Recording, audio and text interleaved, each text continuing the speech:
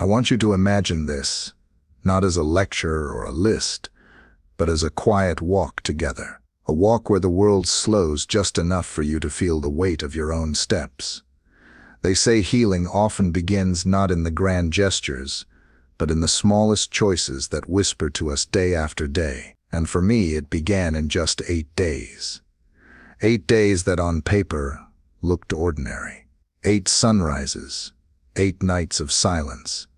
But in my body, something shifted that I didn't expect. I had always believed that after 60, my choices didn't carry the same weight they once did.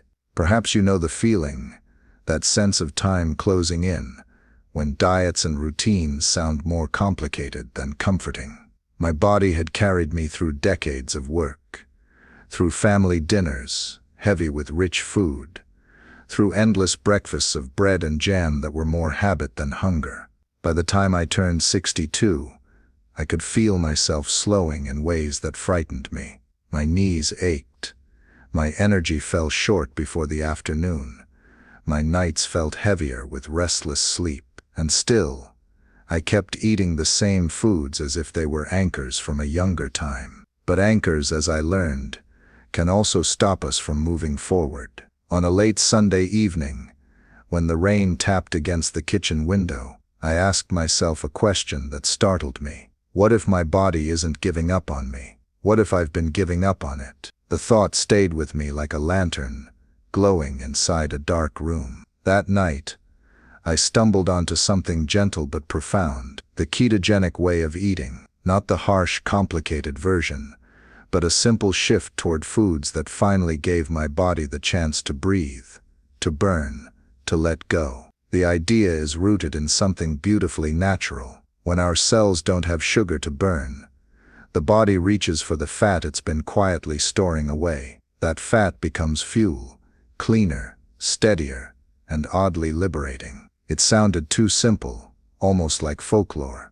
But in just 8 tranquil days, I began to see not a sudden miracle, but a soft unfolding of energy. My breath felt lighter when I climbed the stairs. My belly didn't press against my waistband in the same stubborn way. The fog in my mind lifted a little, like curtains drawn open to morning light. And I wasn't alone. Jordan, a 34-year-old night shift nurse in Toronto, told me he had been struggling with the crash of sugar highs during long hours at the hospital. He was so used to grabbing quick snacks, granola bars, sandwiches, that he forgot what steady energy felt like. After the 8th morning, he admitted softly, I realized I wasn't hungry in the same frantic way. I had a calmness in my body I hadn't felt since I was a teenager, staying on the soccer field until dusk. The way he smiled when he shared that, it wasn't about weight, it was about reclaiming a rhythm once thought lost. Then there was Asha,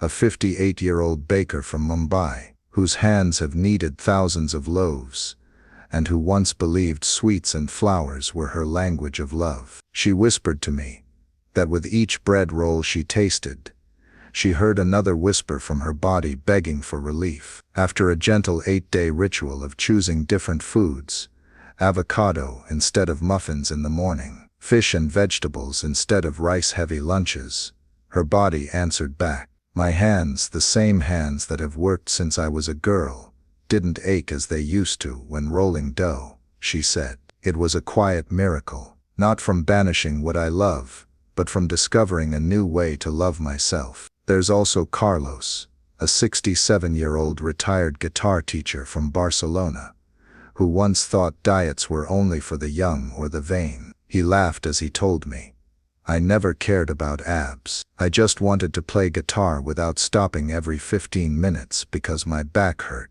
Within 8 quiet evenings, his sleep felt deeper, his mornings a fraction brighter. He said the music sounded sweeter when he didn't wake up already weighed down. For him, food became less about restriction, more about permission, to feel ease again in a body that has given him music all these years. The foods themselves were not exotic or unreachable. Simple meats, eggs, nuts, leafy greens, and oils that shine like gold in a pan. Each bite became both nourishment and reminder that my body deserved clean, steady energy. That a man past 60 could still wake up after 8 days and find himself surprised by what the mirror and the spirit behind it reveal. But isn't it strange how often simple truths hide in plain sight? How often we overlook the quiet allies waiting in front of us, sitting humbly on our plates, ready to rewrite the story of age and fatigue.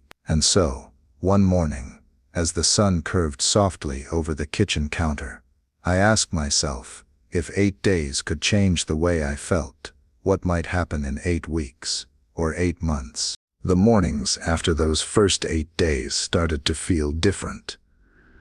I would wake not with the heaviness I'd grown used to, but with something subtle, like a thread of light pulling me quietly out of bed.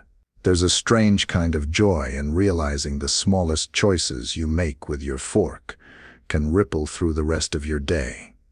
For me, it began with one simple question each morning: will I choose sugar, or will I choose strength? It wasn't always easy, but when I began leaning toward strength, the results started whispering back to me in ways I couldn't ignore. What surprised me most wasn't the number on the scale.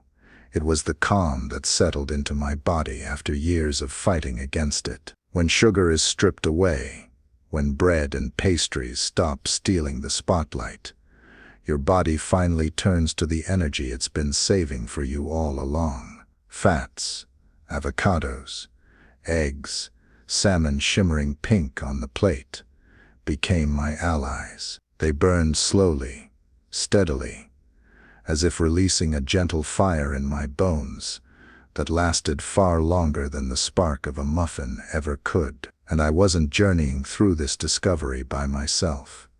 In quiet corners of the world, others were weaving their own 8-day transformations. One of them was Margaret, a 71-year-old retired librarian from Brighton. She told me that for years she had spent afternoons in a haze of exhaustion, drifting off in her chair, her tea cooling beside her. She admitted she thought it was simply age, what 71 must feel like. But after turning to simple keto-friendly plates, grilled chicken with herbs, olive oil drizzled greens, she said by the 8th sunset, I was finishing entire days without nodding off. My eyes felt clearer. My words didn't lose themselves as often. I even started reading again in the evenings, the way I once did decades ago. Margaret's voice carried both relief and astonishment, as if her body had kept a promise it had never forgotten. Then there was Elias,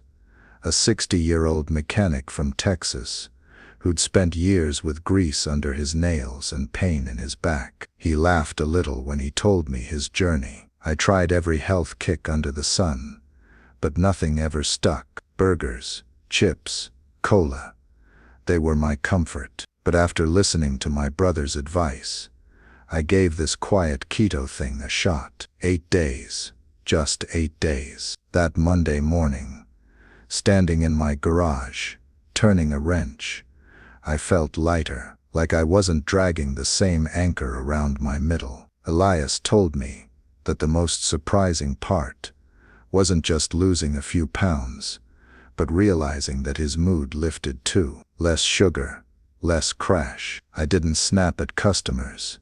I even caught myself humming at work. Stories like these remind me what happens when we give even a little space to healing. Our bodies hold wisdom older than any textbook or trend. When we choose foods that steady us instead of spike us, we're not dieting, we're partnering with our own biology. By removing the quick-burning fuel of carbohydrates, we invite our body to tap into its reservoirs, converting fat into ketones. It sounds scientific, but in truth it feels deeply human, like returning to a rhythm we'd always known, but somehow lost among supermarket shelves and late-night cravings. It makes you wonder, doesn't it? When was the last time you paused, just for yourself, and listened to what your body has been trying to say? For me, the message arrived softly, in the stillness of the 8th sunrise. Thank you for giving me what I always needed. Thank you for finally hearing me. As days unfold into weeks,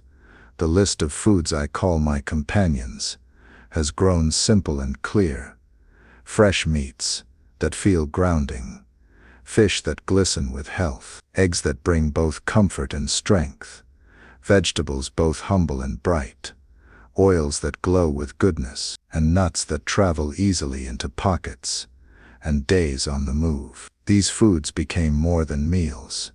They became rituals of care. Yet sometimes, the most profound changes arrive, not just from the foods we add, but from what we gently set aside. The breads, the chips, the sodas, they waited patiently for me, like old friends, waving from across the street. But I learned to wave back without crossing over, and in that choice, a new friendship bloomed, one between myself and the man I still had time to become. But the path doesn't stop here, because if 8 days could restore this sense of balance, what might the coming weeks unveil? Perhaps something larger is waiting. Perhaps there's a part of you that wants to wake up brighter too.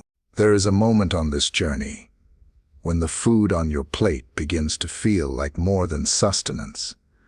It feels like a small act of devotion to yourself. That moment came for me somewhere around the 8th evening, when I sat with a plate of salmon, buttery spinach, and walnuts scattered like little treasures across the dish. I remember eating slowly, watching the candlelight flicker against the window, and realizing this is not a punishment. This is not restriction. This is love in the simplest, most nourishing form. The body, after 60, has its own rhythm. These hands have held so much. These legs have carried so many miles. This heart has beat through storms I can barely count, and yet I had treated it so casually.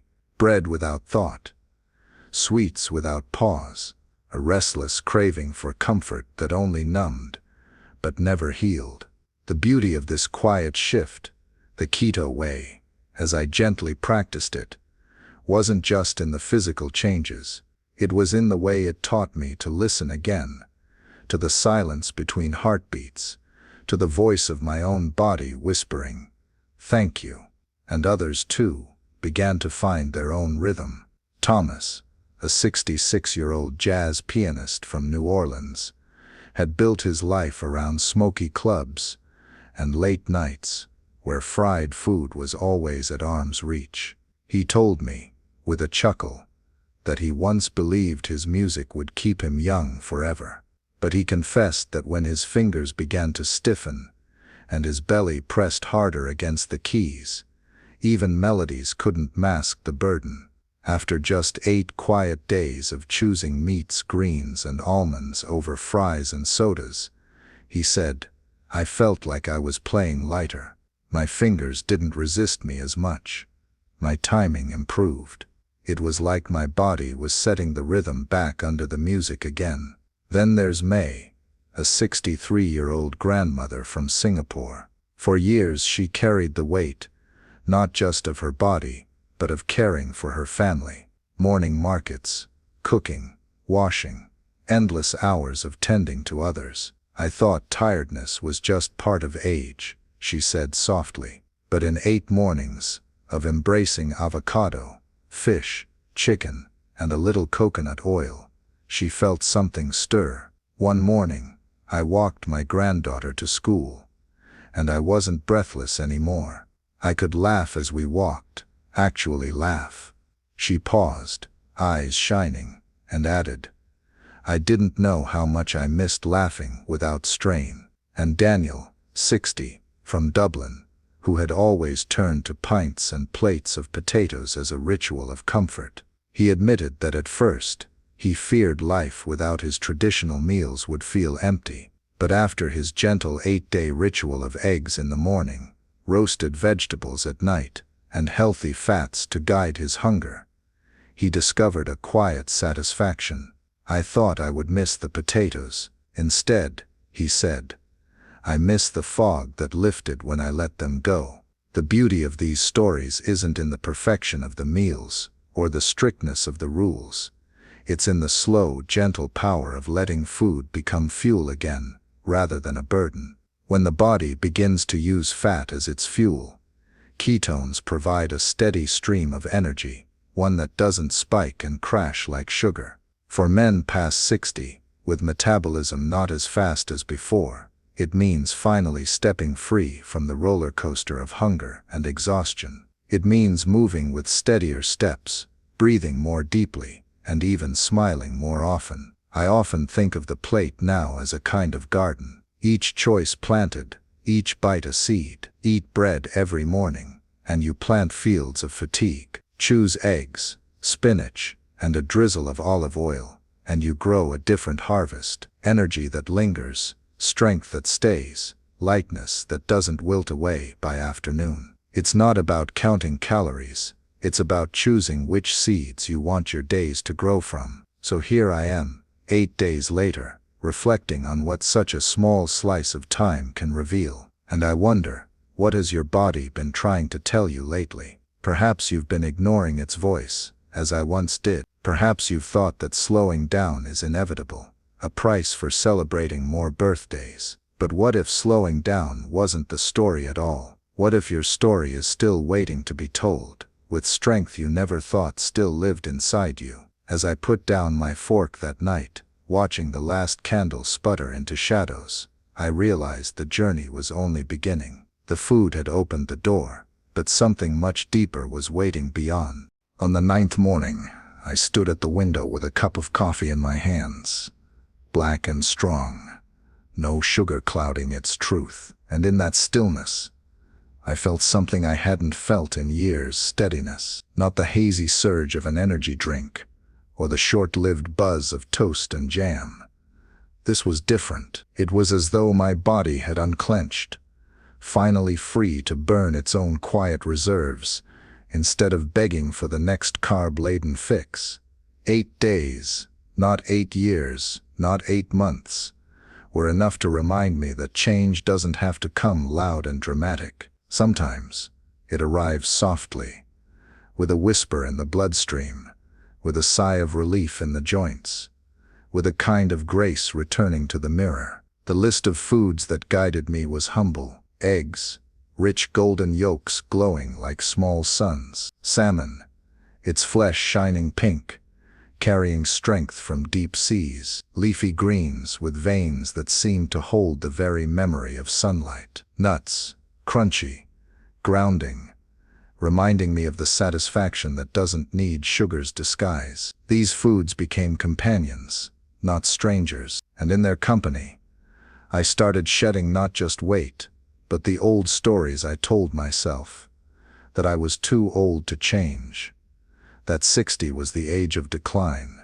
that comfort was meant to come only from the softness of bread and the sweetness of cake. It's strange, isn't it? The way a plate of food can carry not only nutrients, but also identity, a lifetime of routines, traditions, emotions baked into every bite. That's why I began to see keto, not as a diet, but as a ritual of respect. Respect for the vessel that has carried me this far, and trust that it can still surprise me if I only dare to treat it with care. And the stories others shared with me confirmed what I had begun to believe. There was Leonard, a 74-year-old retired postman in Chicago, whose knees ached from years of walking miles on concrete sidewalks. He thought pain was just his destiny. But after an 8-day shift toward fatty fish, eggs, and avocado, he said, the swelling seemed quieter. By the 8th sunrise, I could stand from my chair without groaning. He laughed, almost embarrassed by the simplicity of it. All those years pounding my knees on the pavement,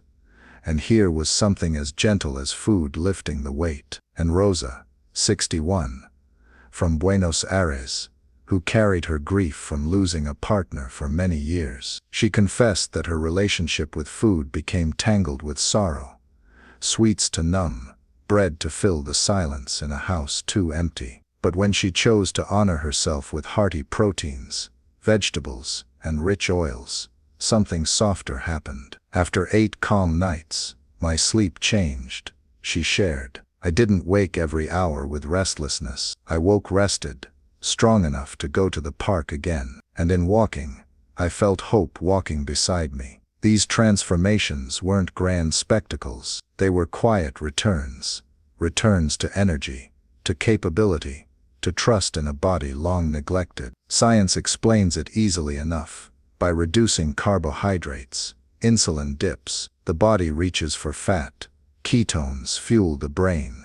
Energy stabilizes. But lived from the inside, it feels like freedom. A freedom from the dizzy dependence on sugar. A freedom from the weight of meals that left us too heavy to live the days we longed for. So now I invite you to wonder, what has your body been trying to tell you, patiently, all these years? Where do you feel its whispers? In your aching knees, in your restless sleep, in mornings when you cannot rise with ease. Because these whispers aren't signs of failure. They're invitations. Invitations to try, for just 8 days, a way of eating that might let your body remember itself again. Tell me where you're listening from. Tell me how your story is unfolding. Because in this quiet space of sharing, we realize that healing isn't about chasing youth. It's about respecting the tender resilience that still exists within us, no matter the birthdays behind us. And so as I look back, I see that keto is not merely a diet,